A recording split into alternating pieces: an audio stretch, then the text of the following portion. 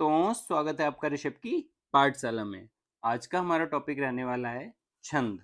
छंद से पहले हम अपने चैनल पर रस, समास, संधि इन सभी टॉपिक्स पर वीडियो उपलब्ध करा चुके हैं। अगर आप उन सभी वीडियोस को देखना चाहते हैं तो आप डिस्क्रिप्शन में लिंक मिल जाएगा, वहां पर क्लिक करके आप उन वीडियोस को भी देख सकते हैं। अगर आपको वीडियोस पसंद आते हैं तो उन्हें लाइक कीजिएगा और अपने दोस्तों के साथ शेयर भी कीजिएगा और चैनल को सब्सक्राइब कर लीजिए, जिससे आपको आगे आने वाले सभी वीडियोस का नोटिफिकेशन मिलता रहे। तो चलिए शुरू करते हैं आज का टॉपिक छंद। छंद शब्द हमारा छिदि धातु से बना हुआ है, ठीक है। संस्कृत की छिदि धातु से बना हुआ है, जिसका अर्थ होता है ढकना या आच्छादित करना, ठीक। इसके बाद छंद शब्द की चर्चा सर्वप्रथम किस वेद में मिलती है? ऋग्वेद में मिलती है। ये सब छंद के विषय में कुछ विशेष जानकारी है जो अक्सर हमारी परीक्षाओं में पूछी जाती है, ठीक है। तो छंद शब्द की चर्चा किसमें मिलती है? सर्वप्रथम ऋग्वेद में मिलती है। छंद शास्त्र के प्रणेता कौन है? आचार्य पिंगल। अगर छंद सबसे पहले किन्होंने प्रयोग किया तो वो किसने किया? आचार्य पिंगल ने। और इसके आगे छंद शास्त्र ये क्या है? सर्वप्रथम छंदों का उल्लेख भी किसमें मिलता है? छंद शास्त्र में मिलता है। और छंद शास्त्र किसने लिखा हुआ है? आचार्य पिंगल ने। छंद सामान्यतः चार प्रकार के होते हैं। कितने प्रकार के होते हैं? चार प्रकार के सामान्यतः। पर छंद मुख्यतः दो प्रकार के होते हैं। अब ये क्या बात हुई? सामान्यतः चार प्रकार, मुख्यतः दो प्रकार, दोनों में डिफरेंस है। होते तो चार ही प्रकार के, पर अक्सर हम लोग सिर्फ दो ही प्रकार के पढ़ लेते हैं, उनसे ही हमारा काम चल जाता है, ठीक है। छंद के 8 अंग होते हैं, ठीक है। 8 टाइप्स होते हैं, 8 अंग होते हैं, ठीक है। इसके बाद आगे चलते हैं, आगे देख लेते हैं क्या है। छंद के प्रकार बताया था ना, 4 होते हैं। तो देखिए, सममात्रिक छंद, अर्ध सममात्रिक छंद, वर्णिक छंद और अभय छंद, ठीक है। तो अभय नहीं होता है यहाँ पर, याद रखिएगा, उभय छंद होता है, ध्यान दीजिएगा, ठीक है। तो सममात्रिक छंद, अर्ध सममात्रिक छंद, वर्णिक छंद और उभय छंद, यानी कि मुक्तक, है ना। बट अब ये तो हो गए सामान्यतः चार प्रकार के, बट मुख्यतः दो प्रकार की बात थी ना। तो मुख्यतः दो प्रकार के कौन से होते हैं? ये सममात्रिक छंद और अर्ध सममात्रिक छंद। इन्हीं के टाइप्स को हम आगे एक्सप्लोर करेंगे, पढ़ेंगे, ठीक है। ध्यान रखिएगा। तो हमें दो टाइप्स पढ़ने हैं, एक सममात्रिक छंद और अर्ध सममात्रिक छंद। तो चलिए आगे देखते हैं। तो हमारा है सबसे पहले सममात्रिक छंद। सममात्रिक छंद, अब देखिए, कॉमन उसके नाम से समझ में आ रहा है कि इनके सभी चरणों में मात्राएं कैसी होती हैं? बराबर बराबर होती हैं। क्या नाम था? सममात्रिक। सममात्रिक, सब सभी चरणों में क्या होती हैं? मात्राएं बराबर बराबर होती। अब ये मात्राएं कहाँ से आ गई? मात्राएं कैसे बराबर होंगी? परेशान होने की जरूरत नहीं, आपको सब अभी इसी वीडियो में बताया जाएगा कैसे मात्राएं लगती हैं, कैसे आप जानेंगे कि कौन सा छंद है, कौन सा नहीं। तो चलिए देखते रहिए, वीडियो में बने रहिएगा लास्ट तक। इनके सभी चरणों में मात्राएं बराबर बराबर होती हैं, ठीक है, यानी कि समान होती हैं। अब बात आती है कौन कौन से सममात्रिक छंद के कौन कौन से टाइप्स हैं? चौपाई, रोला, हरगीतिका, ये सब क्या है? सममात्रिक छंद के प्रकार हैं, ठीक है। तो इसमें आगे देख लेते हैं चौपाई क्या होती है, ठीक है। तो देखिए, इसमें 4 चरण होते हैं। प्रत्येक चरण में 16-16 मात्राएं होती हैं। कितनी कितनी? 16-16। हर एक चरण में बराबर मात्रा है ना, कितनी कितनी? 16-16, ठीक है। तो अब देखते हैं, उदाहरण के तौर पर इन्होंने लिखा हुआ है मंगल भवन मंगल हरे द्रवं सुदशरथ अजर बिहारी। तो अब देख लीजिए इसमें क्या है, आगे कैसे मात्राएं लगती हैं उनका तो ज्ञान देख लीजिए। याद रखिएगा कि जितने भी आपके छोटा, छोटी, छोटा ऊ और ऋष ऋषि, ये जो तीन हैं, चार हैं तुम आपके, छोटा, छोटी, छोटा ऊ और ऋ से ऋषि, इन सभी में लघु मात्रा लगती है। कौन सी? देखिए याद रखिएगा, इसको कहते हैं लघु मात्रा। क्या कहेंगे? लघु मात्रा। और इसको कहते हैं दीर्घ मात्रा, ठीक है। इसे कहते हैं दीर्घ मात्रा। तो ये जितने भी छोटा, छोटी, ऊ और री, इन सभी में कौन सी मात्रा लगती है? लघु मात्रा लगती है। कौन सी? लघु मात्रा लगती है। स्क्रीनशॉट ले सकते हैं आप यहाँ पर। इसके बाद अब क्या क्या बचा? बड़ा आ, बड़ी ई, बड़ा ऊ, ए, ऐ, ओ और औ। इन सभी में आपकी कौन सी मात्राएं लगती हैं? गुरु मात्रा लगती है, दीर्घ मात्रा जो इसको बोलते हैं, ठीक है। इन सभी में कौन सी मात्रा लगती है? गुरु मात्रा। इसका भी स्क्रीनशॉट आप ले सकते हैं, ठीक है। इसके बाद अब बचा क्या? अंग और आहा। तो इसमें भी आपकी गुरु मात्रा का ही प्रयोग होता है। ठीक है, अब आपको समझ में आ गया, मात्राएं जितनी होती सभी का बता दिया, किसमें लघु लगेगी किसमें दीर्घ लगेगी। तो चलिए इसमें मात्राएं लगा के आपको दिखाते हैं कि मात्राएं आखिर लगती कैसे हैं। मंगल में देखिए कौन सी मात्रा है, अंक की मात्रा है, यानी कि यहाँ पर मात्रा कौन सी लगेगी, दीर्घ मात्रा। इतनी बात समझ में आई कि नहीं आई। फिर इसके बाद गा, अगर कहीं पर गा लिखा होता है तो आप लोगों को ये पता होगा कि इस गा का मतलब होता है ग प्लस आ, यानी कौन सी मात्रा वहां छुपी होती है, छोटा आ की। ठीक है, तो यानी कि यहाँ पर हो गया ये, और यहाँ पे अब छोटा आ यानी कि एक मात्रा लघु मात्रा, फिर लघु मात्रा, फिर लघु लघु लघु, सारी मात्रा कौन सी हैं, लघु मात्राएं हैं, दीर्घ मात्रा कोई नहीं है, गुरु मात्रा कोई भी नहीं है।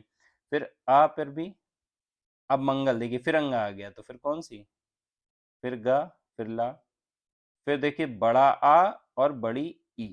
ध्यान दिया आपने इस बात पर। तो अब इनको जोड़िएगा आप, 2 3 4 5 6 7 8 2 10 11 12 13 14 15 16, यानी कुल कितनी मात्राएं हो गई, 16 हो गई कि नहीं हो गई। यहाँ पर 16 मात्राएं, बताया था कि प्रत्येक चरण में कितनी होती हैं, 16। तो इस तरह से मात्राएं हमारी लगाई जाती है, मात्राओं का प्रयोग किया जाता है, और इसी मात्राओं से ही हमें पता चलता है कि इस जो भी यहाँ पर काव्य लिखा हुआ है उसमें छंद कौन सा है। चलिए नीचे वाले में लगाते हैं। अब द्रवहु लिखा है ना, तो जब भी ये जो रा आता है ना, तो इस पे कौन सी मात्रा लगती है, लघु मात्रा। फिर यहाँ पर भी लघु मात्रा, यहाँ पर भी लघु मात्रा, यहाँ पर भी लघु लघु लघु लघु लघु लघु लघु लघु। अब देखिए दीर्घ मात्राएं, ठीक, दो ही तो दीर्घ हैं, बड़ा आ है और बड़ी है, बाकी सब में देखिए छोटी, छोटा ऊ छोटा आ छोटी ई है। ठीक है, तो ये 1 2 3 4, फिर से गिनते हैं, ठीक, 1 2 3 4 5 6 7 8 9 10 11 12 13 14 15 16, कितनी मात्राएं हो गई, 16। इस तरह से हमारी दोनों चरणों में कितनी कितनी मात्राएं हो गई, 16 16 मात्राएं हो गई। इसी के आगे भी जो लिखा होगा उसमें भी कितनी कितनी मात्राएं होंगी, 16 16 मात्राएं होंगी। तो इस तरह से ये क्या है, एक चौपाई का छंद है। आई होप आपको मात्राएं लगाना समझ में आया होगा। आगे देख लेते हैं, चौपाई के बाद है रोला।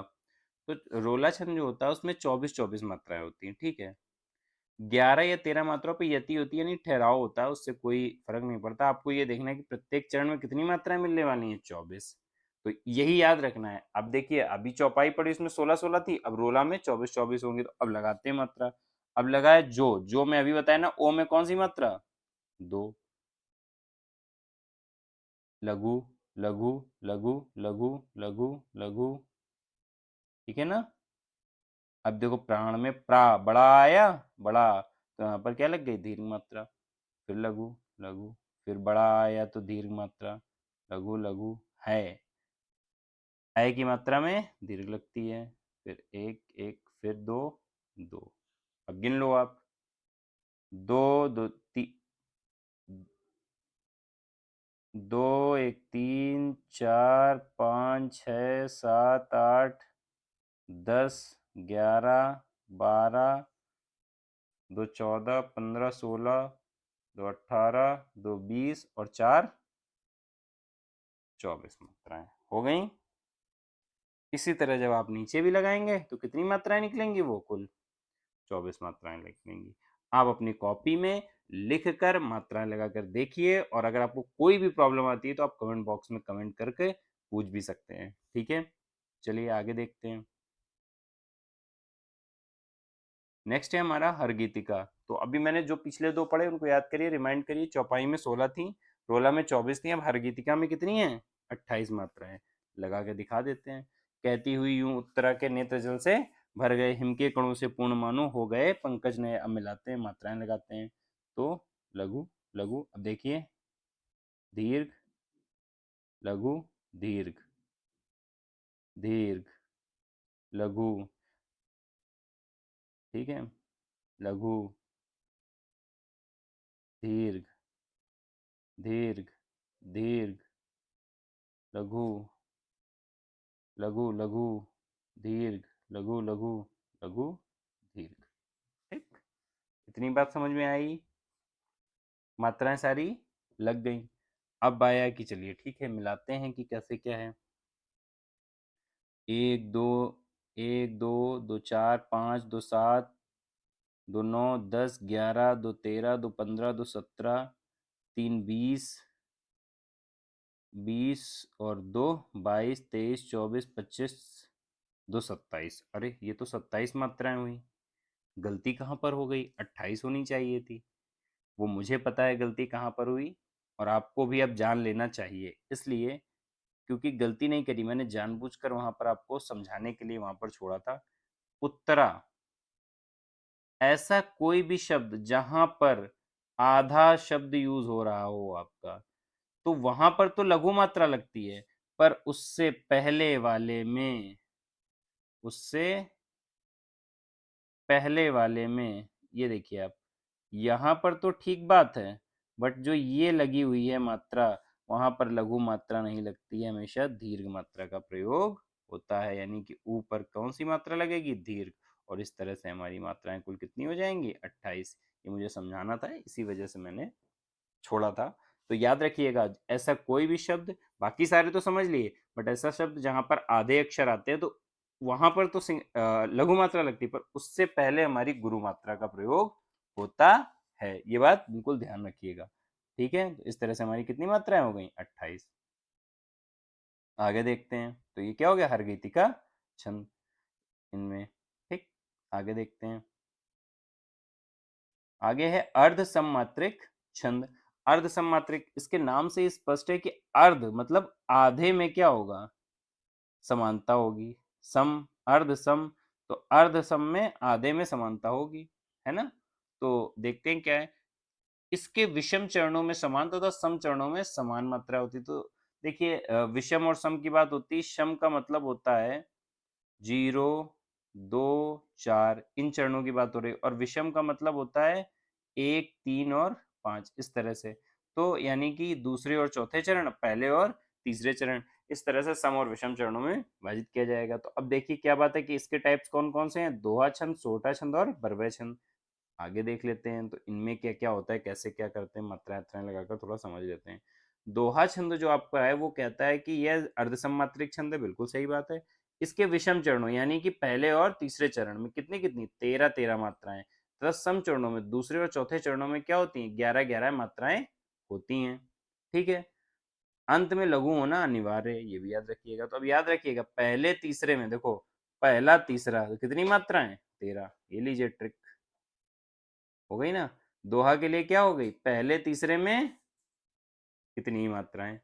पहले तीसरे में 13 मात्राएं। ठीक, इसके बाद अब, और फिर बाकी जो दूसरा चौथा बचा उसमें 11 तो पहले तीसरे में 13 और दूसरे चौथे में 11 मात्राएं होंगी। देखते हैं, मात्राएं लगाकर देख लेते हैं। रहीमन पानी राखिए, बिन पानी सब सून, पानी गए न उबरे मोती मानुष चून। तो देखिए, एक लघु मतलब लघु लघु लघु, दीर्घ दीर्घ या गुरु मात्रा, जो भी आप कहिए, गुरु लघु गुरु, लघु लघु गुरु गुरु, ये लग गई हमारी सभी मात्राएं। अब गिनिए, ये है हमारा, देखिए पहला, ये है दूसरा। ठीक, मात्राएं यहां भी लगा देते हैं।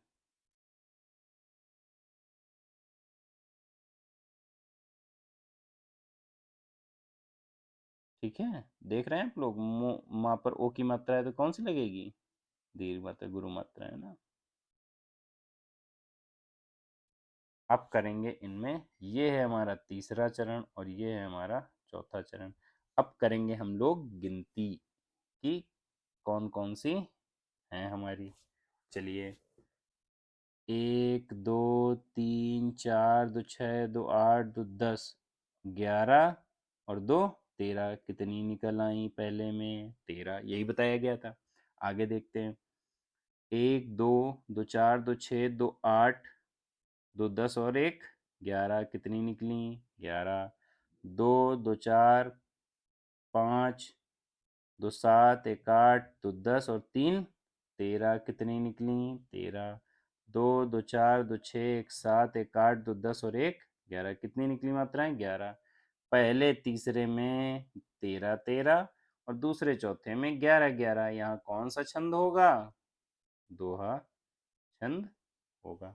आई होप आपको समझ में आया होगा। तो दोहा छंद इस तरीके से हमारा कंप्लीट हुआ। अब आगे देखते हैं। फिर क्या है? सोरठा।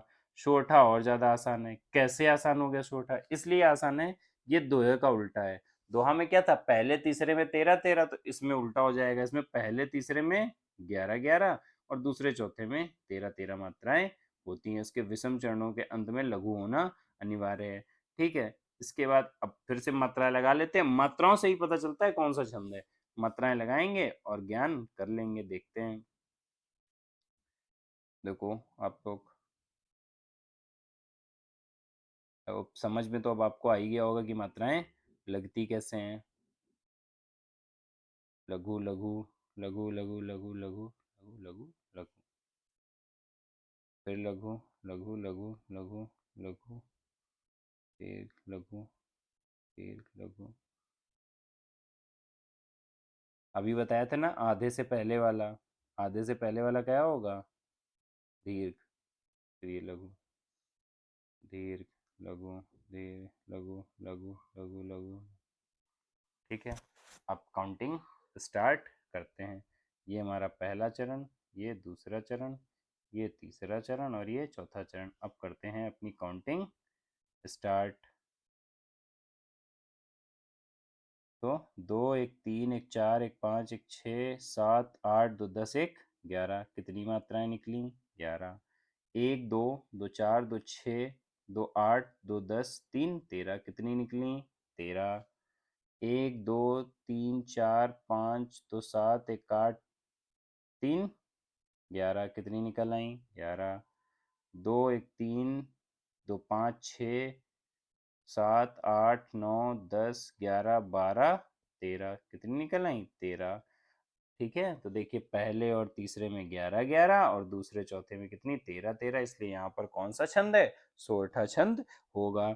और देखिए अगर ये वाला रूल अगर आपको नहीं पता है कि आधे से पहले वाले पे दीर्घ लगती है, तो आप लोग मात्राएं लगाने में गलती कर जाएंगे। इसीलिए मैंने वहां पर बहुत अच्छे से समझाया था। ध्यान रखिएगा आप लोग ये रूल। ठीक है, आगे देख लीजिए। बरवय छंद। बरवय छंद भी अर्ध सममात्रिक है। तो इसमें विषम चरणों में 12 12, सम चरणों में 7 7 मात्राएं होती हैं। अब आप लोगों के लिए यही वर्क है कि आप इसमें क्या करिए, अपने आप से मात्राएं लगाइए और मात्राएं लगाकर चेक करिए कि क्या बरवय छंद आ रहा है। वाम अंग शिव शोभित शिवा आधार, शरद सुवारिद में जनु तड़ित विहार।